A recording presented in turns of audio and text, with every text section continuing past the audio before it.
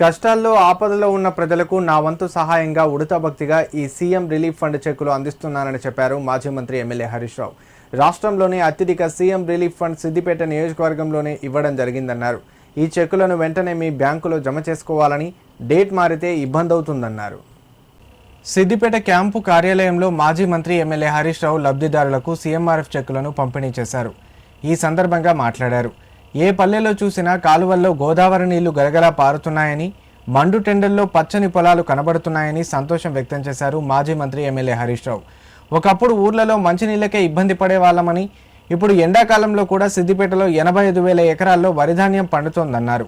Kaleshwaram project మనకు నిజంగా ఒక వరమని, కాళేశ్వరమే లేకపోతే సిద్దిపేట ఇలా ఉండేదా అని ప్రతి ఒక్కరూ ఆలోచించాలన్నారు. సాగునీరు పుష్కలంగా ఉండడంతో నంగునూరు, చిన్నకోడూరులో రైతులు మిర్చి సాగు చేసి 4 రూపాయలు సంపాదిస్తున్నారని చెప్పారు. ఇంకొంతమంది ఆయిల్ పామ్ తోటలు పెట్టి లాభాలు పొందుతూ బాగుపడుతుంటే ఎంతో సంతోషంగా ఉందన్నారు. వ్యవసాయంతో పాటే మన పిల్లల ఉపాధి కోసం మిట్టపల్లి ఇండస్ట్రియల్ కారిడార్లోని కొన్ని పరిశ్రమలు తెచ్చామని తెలిపారు. రాబోయే రోజుల్లో కూడా అందరం కలిసికట్టుగా పనిచేసి సిద్దిపేటను అగ్రగామిగా నిలుపుకుందామని పిలుపునిచ్చారు.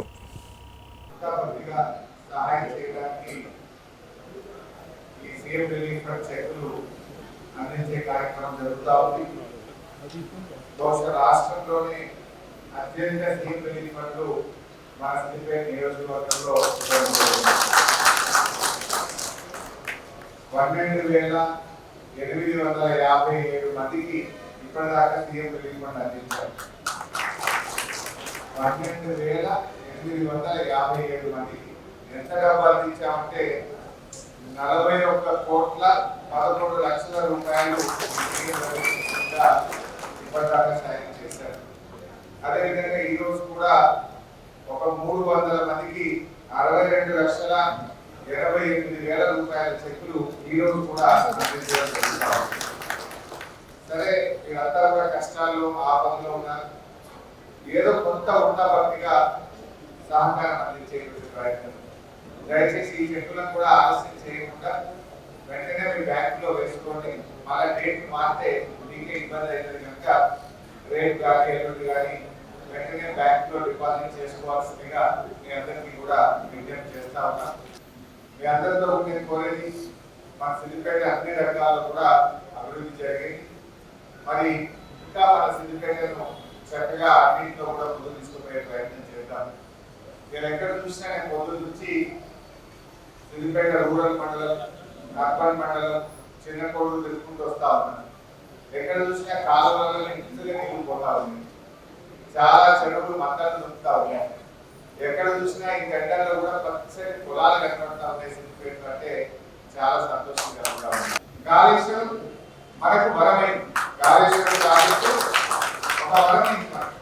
ఆ కాళేశ్వరం లేకపోతే అసలు ఈ నీళ్లున్నా, ఈ పంటలు పట్టునా, ఇంత మంచిగా మన సిద్దిపేట ఉంటున్నా, ఒకసారి మీరు అందరూ కూడా ఆలోచించాలి.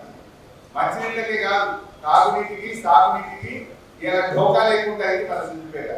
అటు త్రాగునీరు, ఇటు సాగునీరు. తద్వారా అందరికి ఎంతో కొంత ఉపాధి దొరుకుతా ఉంది. ఇది కొంత నంగునూరు, కొంత చిన్నకూడూరు అయితే మిర్చి పెట్టుకొని బ్రహ్మాండంగా 4 రూపాయలు గట్టి సంపాదిస్తూ మిర్చి పెట్టి చాలా కుటుంబాలు బాగుపడతా ఉంటే ఎంతో సంతోషం కలుగుతా ఉంది.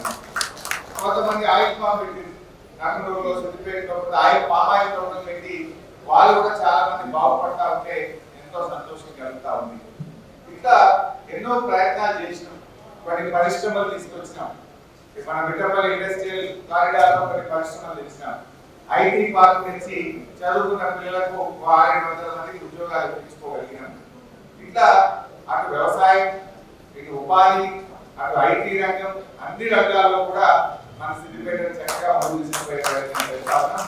ఇంకా కూడా రాబోయే రోజుల్లో అందరం చక్కగా కలిసికట్టుగా పనిచేసి అన్నింటా మన సిద్దిపేటను అగ్రగామిగా నిలుపుకుందామని